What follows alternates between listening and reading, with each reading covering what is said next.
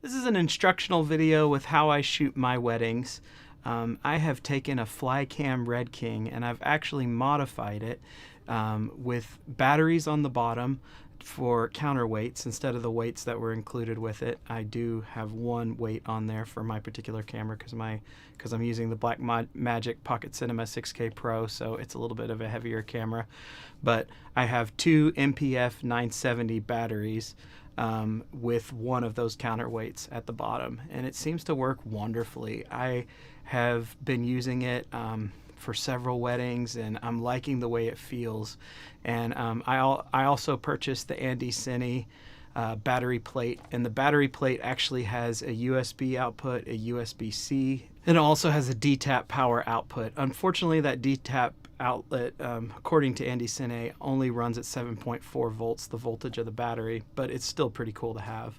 I use the USB-C because it actually puts out 12 volts, and I use that in conjunction with Andycine's USB-C power cable for the Blackmagic Pocket Cinema. And I have the 6K Pro, and it seems to work wonderfully with it. I don't think it's probably charging the battery. I don't think that those batteries are able to put off enough amperage to power the camera and do that. But and I also put that exclusively powering the camera. I just think that's probably a good idea. And then I have two batteries at the bottom. The other battery is powering my Tilta follow focus, and I'm actually able to adjust the focus as I'm moving around. I usually have to stop my move and change my focus. I'm not able to focus as I'm going just because of how I'm holding the whole rig, but it seems to work really well for me. I've used it with my classic Contact Zeiss 24mm lens, and it works really well. I actually like that setup. I prefer that setup. And then I also have my 24-70 2.8 from Canon. It's a little bit heavier, but it also works. It's difficult to counterweight that particular lens, so the 24 does work a little bit better. But I like it. It's working really well for me. From my other sled's battery, I run up a USB-C cable, and I've converted that to 12 volt, and I'm able to power my follow focus, or actually a light as well. I've used it with lights before as well.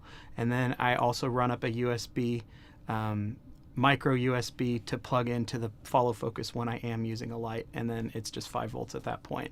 So the USB-A port is 5 volts, and the USB-C port is up to 12 volts, so it works really well. I love that Andycine put out this particular battery plate that's able to do all of these things. It's awesome.